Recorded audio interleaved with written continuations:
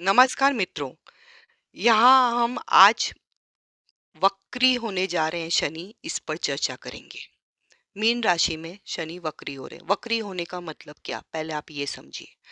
वक्री होने में सोलार सिस्टम में कहीं भी शनि उल्टी गति से नहीं चलते। हम बोलते हैं कि शनि उल्टी गति से चल रहे हैं, शनि उल्टी गति से नहीं चलते हैं, धीमी गति से चलते हैं, धीमे हो जाते हैं, उसे वक्री बोलते हैं। 4.5 महीने हर साल शनि धीमे हो जाते हैं, इसी बात को वक्री बोला जाता है। ओके। अब यहाँ पर 11 नंबर है, यहाँ पे 10 नंबर है। ये कुंडली का 12वां भाव है, मीन राशि का भाव है। 12वीं राशि मीन राशि, उसका भाव है। यहाँ पे 11 नंबर कुंभ राशि आके बैठी है, यहाँ पर मकर राशि आके बैठी है। इनके स्वामी शनि है, इनके भी स्वामी शनि है। शनि यहाँ से वक्री हो रहे हैं, मतलब स्लो हो रहे हैं, तो इस भाव पर भी इफेक्ट कुछ ना कुछ थोड़ा बहुत डालेंगे। तो हम पहले इस भाव की चर्चा कर लेते हैं। ये भाव है हमारा लाभ, आय, महत्वाकांक्षा का। हमारे हमें जो प्रॉफिट्स होते हैं, इनकम्स होते हैं, हमारी इच्छाएं, इन सब का भाव है। क्या होगा इसमें? शनि खुद के घर में बैठे हुए हैं, ज्यादा गड़बड़ नहीं करते हैं, तो केवल प्लस माइनस आप जो चल रहा है वो आपका चलता रहेगा। नए काम इसलिए नहीं करने हमें क्योंकि 7.5 ही शुरू है, और ऑलरेडी हम 1-2 सालों से संघर्ष सहन कर रहे हैं, तकलीफें सहन कर रहे हैं, तो नए काम क्यों लेने। हम जो काम चल रहे हैं उन्हें ही 4-4.5 महीने तक चलाएंगे। ठीक है। और नए काम अगर आपको लेने भी है तो मैं आपको बताती हूँ वीडियो के एंड में कि अगर ये ग्रह की आपके ऊपर इफेक्ट्स दृष्टि आती है तो आप बिल्कुल बिंदास नए काम कर सकते हैं। ओके। अब ये 11 नंबर, 11 नंबर है हमारे कुंडली में बर्बादी का, दुख, कमी, अलगाव, हानि, मुक्ति, इसका 12 नंबर कहलाता है। तो यहाँ पे तनाव है आपको, बिल्कुल है, लेकिन हमें संयम बरतना है, यहाँ पर धीरज रखना है। थोड़ी तकलीफें होगी लेकिन ज्यादा नहीं होगी। क्यों नहीं होगी? स्लो हो गए, सब चीजें तीव्रता में नहीं होगी। अब यदि पति पत्नी में झगड़े भी हो रहे हैं, अलगाव की स्थिति भी आ रही है, तो वो धीमी हो जाएगी, होगा ही नहीं, कुछ भी नहीं होगा। झगड़े टंटे सब धीरे हो जाएंगे, क्योंकि वो इतने धीरे चल रहे हैं कि आपको इतने इफेक्ट्स देंगे नहीं वो। ठीक है। और यहाँ पे एक खास बात है, विदेश यात्रा, तीर्थ यात्रा, मुक्ति। अगर हम तकलीफ में हैं तो हम भगवान की तरफ आकर्षित होते हैं। ये एक महत्वपूर्ण बात है इस घर के अंदर। और आप थोड़ा बहुत घूम फिर के आ जाएंगे, थोड़े बहुत खर्चे हो जाएंगे आपके। ओके। अब हम देखेंगे कि ये भाव में शनि बैठकर कहाँ कहाँ देख रहे हैं पूरी कुंडली के अंदर। शनि की 3, 7, 10 तीन दृष्टियां होती है। 1, 2, 3। तीसरा भाव परिवार, वाणी, धन भाव। परिवार को आपको संभालना है, वाणी पे संयम रखना है। अगर मंगल आपकी कुंडली में कहीं भी आक्रामक है तो आपको झगड़े फसाद करने में मीन्स आप इंटरेस्टेड हो जाएंगे, ज्यादा उग्र हो जाएंगे, तो वो आपको संभालना पड़ेगा। हनुमान चालीसा कीजिए रोज। शिव भगवान का ओम नमः शिवाय का जप बहुत अच्छा है। यहाँ पे ये धन भाव है। धन भाव में कुछ नहीं इफेक्ट ज्यादा आने वाला है, जो हो रहा है वैसा का वैसा चलने दीजिए। 4 महीने नवंबर के बाद सोचिए कि हमें क्या करना है। 7.5 ही तो बहुत लंबी है आपकी, लेकिन ठीक है, थोड़ा बहुत अभी हमें कोई नई क्रिया करने की आवश्यकता नहीं है। ओके। अब 1, 2, 1, 2, 3, 4, 5, 6, 7 आपके लिए खुशी की बात है। ये घर सबसे बेकार है, शत्रु, नाश, रोग, कानून, बीमारियां, सब चीजों का सबसे गलत घर माना जाता है। लेकिन शनि की यहाँ पे दृष्टि है तो ये घर शुभ हो जाएगा। कैसे?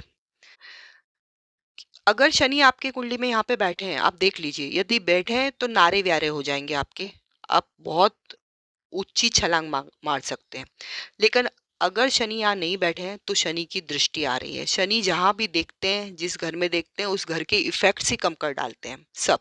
तो ये तो ऑलरेडी गलत घर है, तो यहाँ के सारे इफेक्ट्स कम हो जाएंगे, शत्रुओं का नाश होएगा, रोग खत्म होएगा आपका, हानि जो भी होगी वो व्यवस्थित हो जाएगी, स्थिरता आ जाएगी जिंदगी में। तो ये घर आपको गलत घर होके भी बहुत सही इफेक्ट्स, शुभ लाभ देगा। पैसे का आगमन हो सकता है, समृद्धि आ सकती है, क्योंकि यहाँ के इफेक्ट्स गलत होने के बाद सारी कुंडली सही हो जाएगी। ठीक है। अब 10वां भाव है आपका यहाँ पर। 1, 2, 3, 4, 5, 6, 7, 8, 9, 10, 10वीं दृष्टि, लास्ट दृष्टि आपकी स्पिरिचुअल।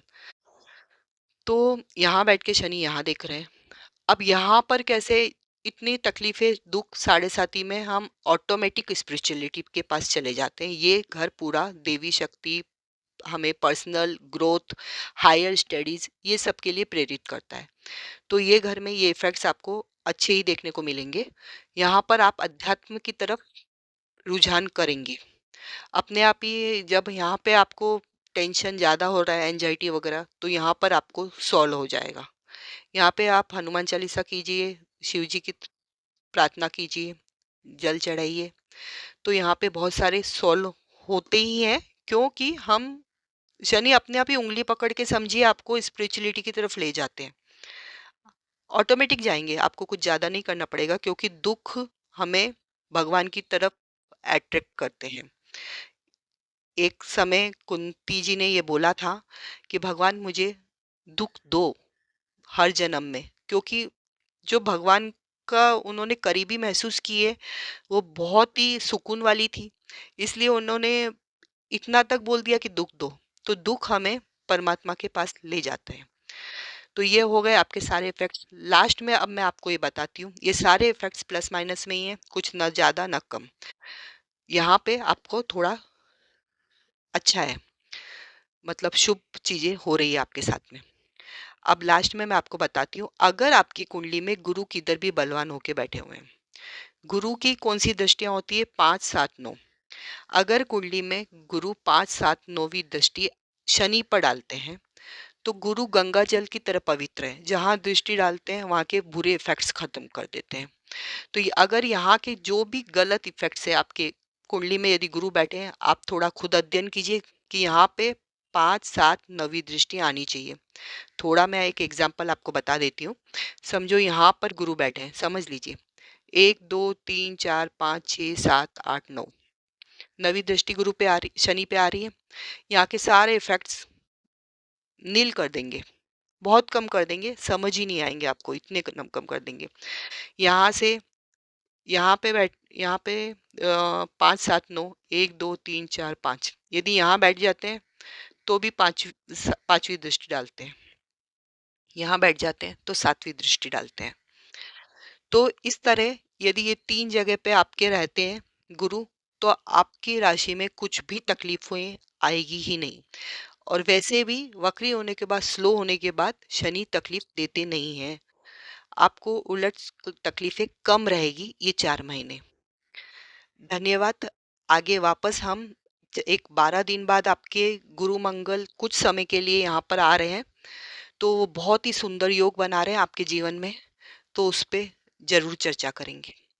आभार, धन्यवाद।